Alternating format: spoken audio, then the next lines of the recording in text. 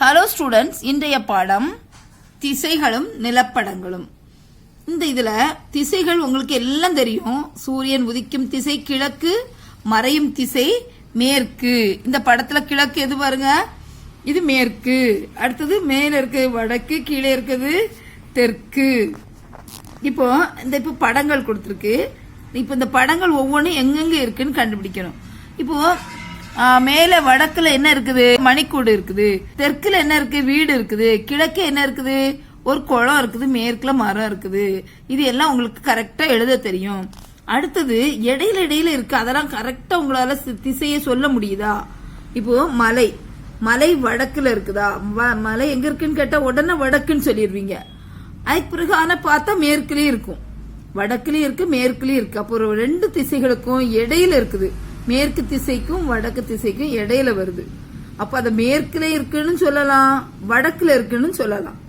அப்போ அதுக்கு என்ன சொல்லணும்னா வட மேற்கு. மலை எங்க இருக்கு, அந்த வட மேற்கு, வடக்கு திசையும் மேற்கு திசையும் சேர்ந்து உப திசை, துணை திசைன்னு சொல்லலாம். அத வட மேற்கில் இருக்கிறது. இப்ப அடுத்தது பார்ப்போம். ஒரு கோட்டை இருக்குது. இந்த கோட்டை எங்க இருக்குன்னு டக்குன்னு கேட்டா என்ன சொல்லிடுவோம், வடக்குன்னு சொல்லிடுவோம். ஆனா அது கிழக்கு பக்கமாகவும் இருக்கு. அப்போ வடக்குக்கும் கிழக்கிற்கும் இடையில இருக்குது. அதனால அதை என்ன சொல்லணும், வட கிழக்கு. அடுத்தது இங்க பாருங்க, ஒரு விளக்கு கம்பம் இருக்குது. இது எங்க இருக்குது, தெற்குக்கும் கிழக்குக்கும் இடையில இருக்கு. தெற்குன்னு சொல்லலாம், கிழக்குன்னு சொல்லலாம். அதனால அத தென் கிழக்குன்னு சொல்லணும். இது தென் மேற்கு, தெற்குக்கும் மேற்குக்கும் இடையில இருக்கு. சரியான திசை, முக்கிய திசையை நம்ம சொல்ல முடியாது, ரெண்டு திசைகளுக்கும் இடையில இருக்கனால தென்மேற்கு. வட கிழக்கு, வட மேற்கு, தென் கிழக்கு, தென்மேற்கு. இப்படி உங்களுக்கு இந்த படத்தினுடைய திசைகளை எழுத தெரியணும்.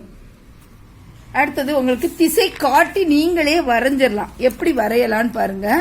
இப்படி கோடு போட்டு முதல்ல மெயின் திசைகளை எழுதணும். அதுக்கு பிறகு உப திசைகளை எழுதணும். முதல்ல வடக்கு, தெற்கு, கிழக்கு, மேற்கு 4 திசைகளையும் எழுதி அம்புக்குறி போடணும். அதுக்கு பிறகு இடையில கோடு போட்டு வடகிழக்கு, வடமேற்கு, தென்கிழக்கு, தென்மேற்கு. இதுக்கு பேர் தான் இருந்து திசை காட்டி. இதை ஒரு அட்டையில நம்ம வரைஞ்சு வச்சுக்கிட்டோம்னா எந்த இடத்துலயும் நம்ம கொண்டு வடக்கு பகுதி மேல இருக்கிறாப்புல கொண்டு வச்சுட்டோம்னா எந்த திசையில இருக்குன்னு இப்ப மேப்ல நீங்க கண்டுபிடிக்கலாம்.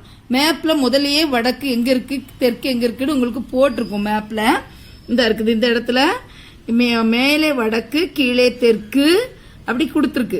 இப்ப நீங்க இந்த மேப் இருக்கு, மேப்னா நிலைப்படம், நிலப்படத்துல இப்போ நீங்க ஒரு இடத்துல அந்த திசை காட்டி நீங்க வைக்கிறீங்க. திசை காட்டியை வைக்கும் போது இப்போ பீடு டிஸ்ட்ரிக்ட்னா அந்த டிஸ்ட்ரிக்ட்ல வச்சீங்கன்னா அந்த இடத்துக்கு வடக்குல என்ன மாவட்டம் இருக்குது, இது மகாராஷ்டிரா மாநிலம். அப்ப இந்த மாவட்டத்துக்கு வடக்குல எந்த மாவட்டம் இருக்கு, தெற்குல எந்த மாவட்டம் இருக்கு, கிழக்குல எந்த மாவட்டம் இருக்குது, கிழக்கு மேற்குல கரெக்டா. அதே போல உப திசைகளும் சொல்லலாம், வடகிழக்கு, வடமேற்கு, தென்கிழக்கு, தென்மேற்கு. அப்படி இப்ப நம்முடைய மாவட்டம் மும்பை எங்க இருக்கு, இந்த இருக்கு. இந்த மும்பை மாவட்டத்தின் வடக்கே என்ன இருக்கு, தானா மாவட்டம் இருக்குது.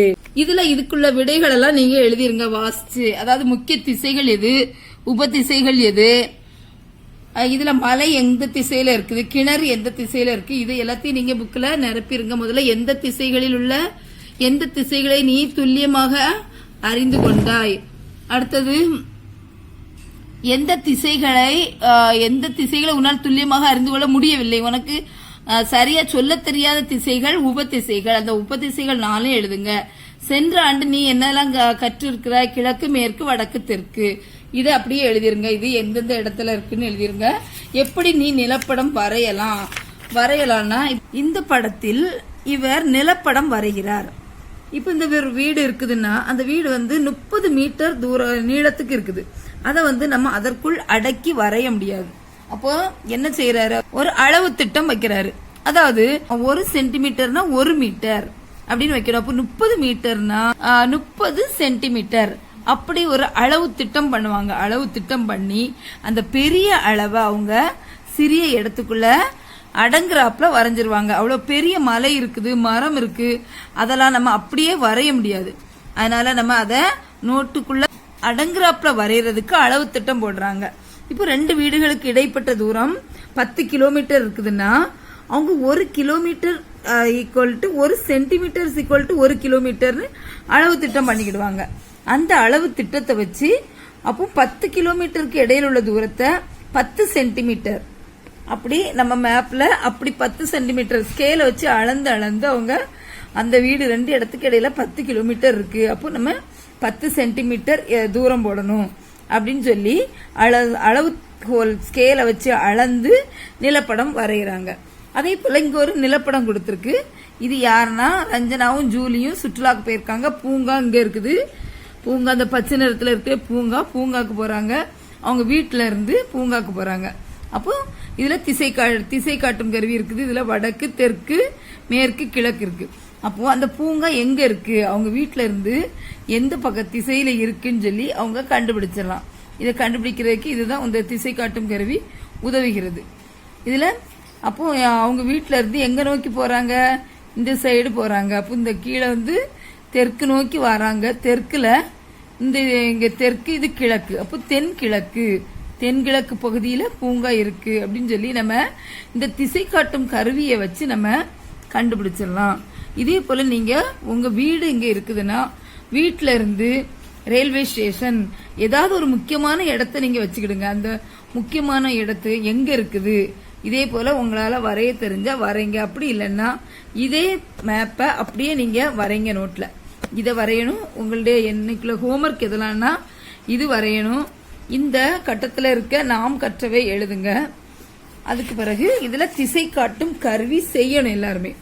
இதுல நம்ம ஸ்கவுட் கைட்ல புல்புலுக்கு கூட இதே தான் கொடுத்துருக்கேன்னா இந்த திசை காட்டும் கருவி அட்டையில நீங்க கோடு போட்டு அட்டையிலயோ இல்லாட்ட ஒரு பேப்பர்லயோ கடக்கான அட்டையில வரைகிறது நல்லது. அட்டையில இதே போல எல்லா 8 திசைகளும் வரையணும். 8 திசைகளையும் வரைஞ்சி திசை காட்டும் கருவியாக அதை பயன்படுத்தி இந்த மேப்புக்கு இடையில நீங்க வச்சு இந்த மேப்ல மேல வடக்கு திசையில எந்த மாவட்டம் இருக்கு, தெற்குல எந்த மாவட்டம், கிழக்குல என்ன மாவட்டம், மேற்குல என்ன மாவட்டம்னு உங்களுக்கு கண்டுபிடிக்க தெரியணும். இது எல்லா மாவட்டங்களுடைய பெயர்களையும் நீங்க இங்கிலீஷ்லயும் தமிழ்லயும் எழுதி பழகுங்க. இதுல குறைந்தது 10 மாவட்டங்கள் பெயரையாவது எல்லாரும் இங்கிலீஷ்லயும் தமிழ்லயும் எழுதியிருக்கணும். இன்னைக்குள்ள வீட்டு பாடம் இவ்வளவுதான். எதெல்லாம் பாத்துக்கிடுங்க. இதை நிரப்பிருங்க. இது ஒண்ணு. அடுத்தால இதை எழுதிருங்க. இதை எழுதுங்க. இதுல ஒரு 10 மாவட்டங்கள். இது மகாராஷ்டிரா மாநிலம். இதுல உள்ள மாவட்டங்கள்ல ஒரு 10 மாவட்டங்கள் பெயர் இங்கிலீஷ்லயும் தமிழ்லயும் எழுதியிருக்கணும். நம்முடைய மாவட்டம் மும்பை இங்க இருக்கு. Mumbai city, Mumbai suburban city. அடுத்தது இந்த இது செய்யணும் ப்ராஜெக்ட்.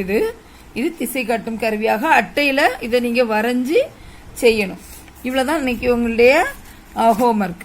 இந்த படமும் வரையணும். ஓகே ஸ்டூடெண்ட்ஸ், பாய்.